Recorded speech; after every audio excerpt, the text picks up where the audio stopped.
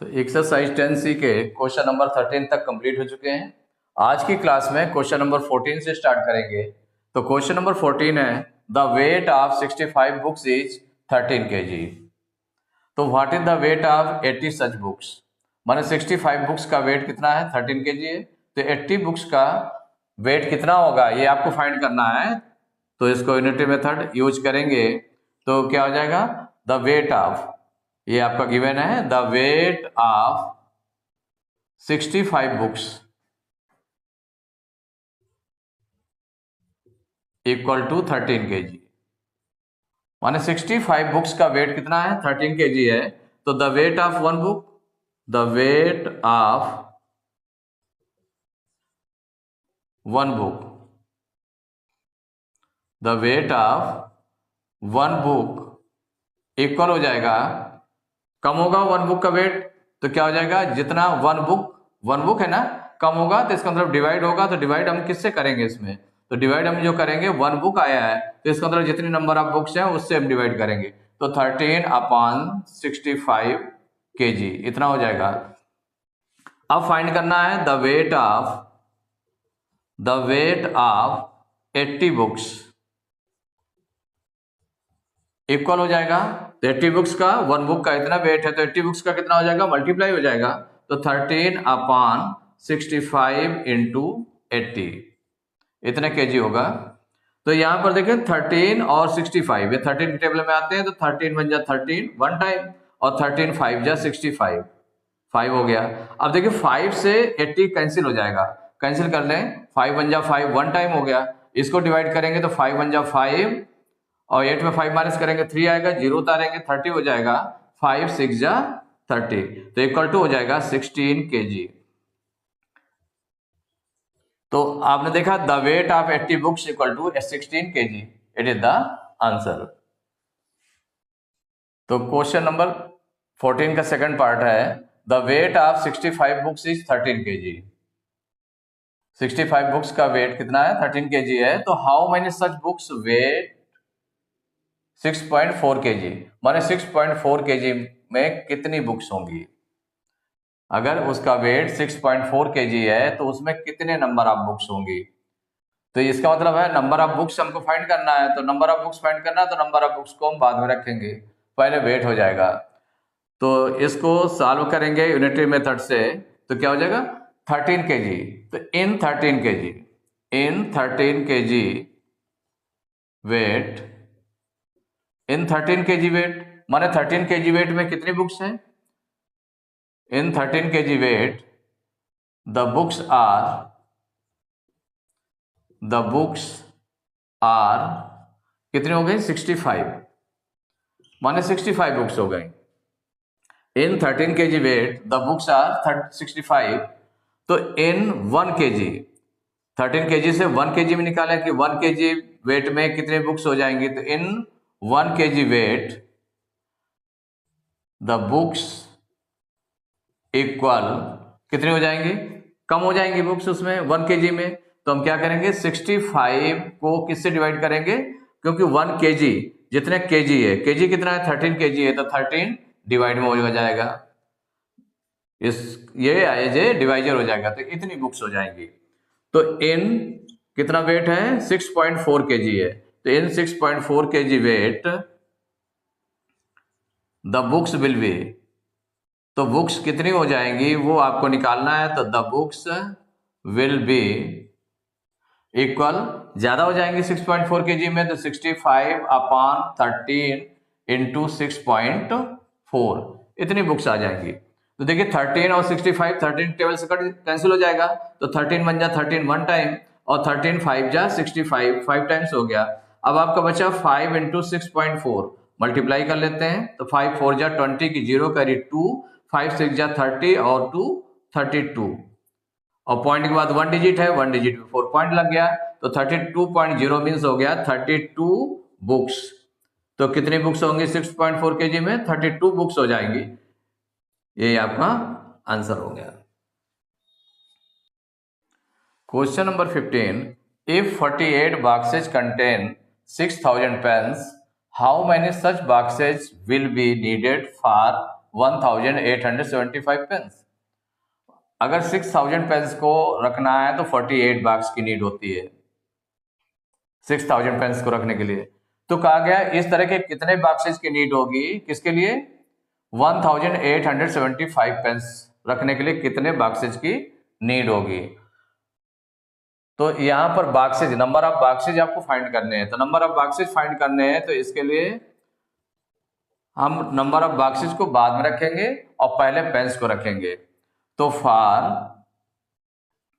6000 pens, माने 6000 pens को रखने के लिए कितने रिक्वायर्ड होते हैं बॉक्स की, फॉर 6000 पेंस रिक्वायर्ड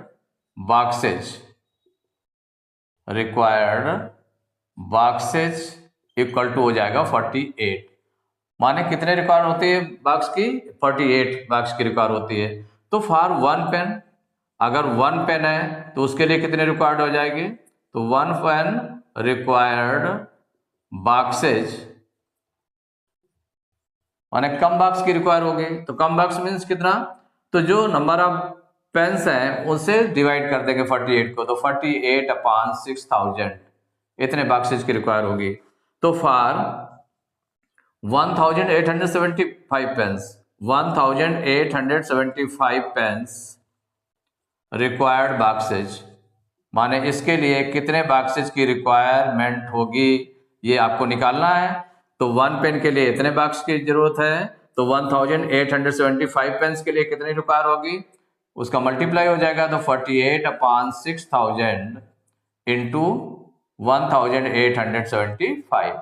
अब इसको सिंप्लीफाई करेंगे, तो सिंप्लीफाई करेंगे तो देखिए ये आपका जो किससे डिवाइड हो रहा है, 12 से आपके डिवाइड हो जाएगा। 12 की टेबल में ये भी आ जाएगा, 12 4 जा 48 और 12 से भी डिवाइड हो जाएगा, तो डिवाइड कर लें। 12 4 जा 48 और इसको 12 से डिवाइड करेंगे तो 12 5 जा 60 और 2 0 लग गए, 500 हो गया। 12 से दोनों को डिवाइड कर लिया गया। अभी अब देखें कि ये 4 से फिर डिवाइड हो रहा है आपका, तो 4 1 जा 4 1 टाइम, और यहाँ पर 4 से डिवाइड करेंगे तो 4 1 जा 4, 5 में 4 माइनस करेंगे 1 आएगा, 0 उतारेंगे 10 हो जाएगा, 4 2 जा 8, 10 में 8 माइनस करेंगे 2 आएगा, 0 उतारेंगे 20 हो जाएगा, 4 5 जा 20, 125 हो गया। अब इसको और यहाँ पर सिंप्लीफाई कर सकते हैं, तो 5 से देखिए कैंसिल हो जाएगा, अभी ये दोनों कैंसिल हो जाएंगे, तो 5 से कैंसिल कर देते हैं, 5 2 जा 10 और 5 5 जा 25 आ गया। और यहाँ 5 से अगर हम डिवाइड करेंगे इसको तो 5 3 जा 15, 18 में 15 माइनस करेंगे 3 7 उतारा 37 हो गया, 5 7 जा 35 और 37 में 35 माइनस करेंगे 2 आएगा, 5 उतारेंगे 25 हो जाएगा, 5 5 जा 25। अब देखिए नंबर काफी हो गए, तो हम इसको फिर आगे करके सिंप्लीफाई करेंगे तो 375 अपॉन 25 ये आपको बचा। न्यूमरेटर में क्या बच गया 375 और डिनोमिनेटर में कितना बचा 25 बचा। अब ये 5 से फिर डिवाइड होगा, तो 5 5 जा 25 और इसको देखें तो 5 7 जा 35 और 37 में 35 माइनस करेंगे 2 आएगा, 5 उतारेंगे 25 हो जाएगा, 5 5 जा 25। अब फिर देखें तो 5 से फिर कैंसिल हो रहा है, 5 1 जा 5 और इसको 5 1 जा 5, 7 में 5 माइनस किया 2 आया, 5 उतारा 25 हो गया, 5 5 जा 25। तो कितना निकला है 15 बॉक्सेज। कितने बॉक्सेज की नीड हो गई 15 बॉक्सेज। तो for 1875 pens number of boxes required कितना हो जाएगा 15 boxes. It is the answer. Question number 16, 24 workers can build a wall in 15 days. How many days will 9 workers take to build a similar wall? मानो wall same wall है, अगर 24 workers लगाए जाते हैं तो उसको कितने दिन में बिल्ड करते हैं 15 डेज में बिल्ड करते हैं।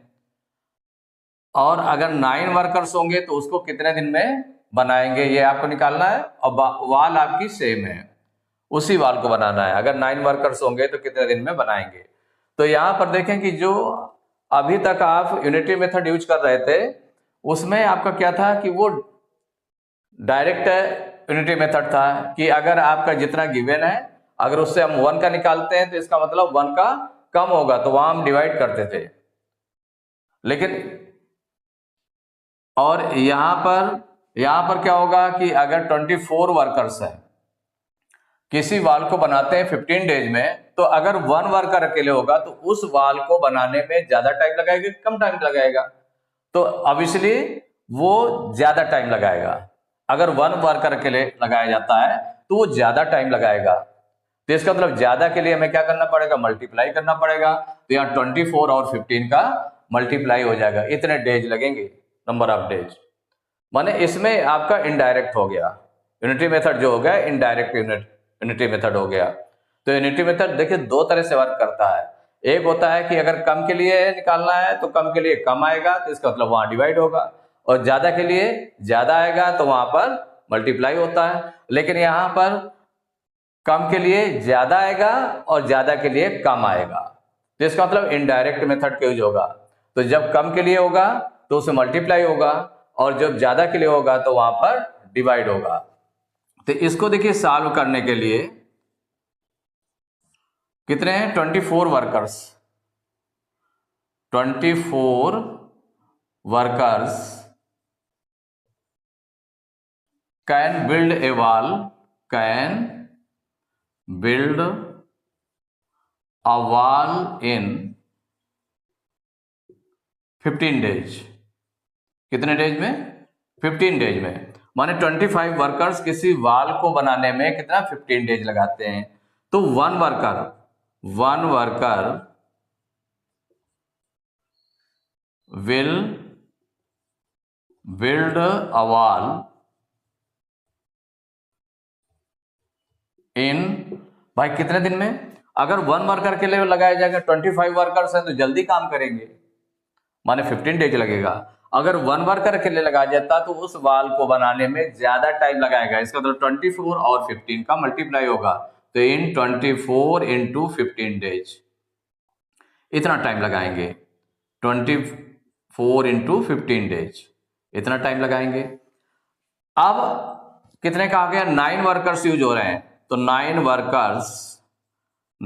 Workers will build a wall in, भाई कितने डेज में लगाएंगे? 9 वर्कर्स अगर लगाएंगे तो देखिए 1 वर्कर जो लगाता है तो वो इतना टाइम लगाता है। अगर 9 वर्कर्स लग जाएंगे उसी वाल को बनाने में तो कम दिन लगाएंगे, जो 1 का आ रहा है उससे कम लगाएंगे। इसका मतलब वो डिवाइड में चला जाएगा आपका 9, तो कितने दिन में हो जाएंगे? 24 इंटू 15 अपॉन 9, इतने डेज लगेंगे उसको। अब इसको सिंप्लीफाई करेंगे तो देखिए ये 9 और 24 3 से कैंसिल हो रहा है, तो 3 3 जा 9, 3 8 जा 24। अब 3 और 15 3 से कैंसिल होगा तो 3 1 जा 3 1 टाइम, और 3 5 जा 15, तो इक्वल कितना आ गया है? 8 इंटू 5। डिनोमिनेटर में 1 बच रहा है, उसको राइट करने की जरूरत नहीं है, तो 8 5 जा 40 डेज। कितना आ जाएगा? 40 डेज। माने जो 9 वर्कर्स हैं उस वाल को बनाने में 40 डेज लगाएंगे। ये आपका आंसर हो गया। तो एक्सरसाइज 10C के क्वेश्चन नंबर 16 तक कंप्लीट हो गए। नेक्स्ट क्लास में क्वेश्चन नंबर 17 से स्टार्ट करेंगे।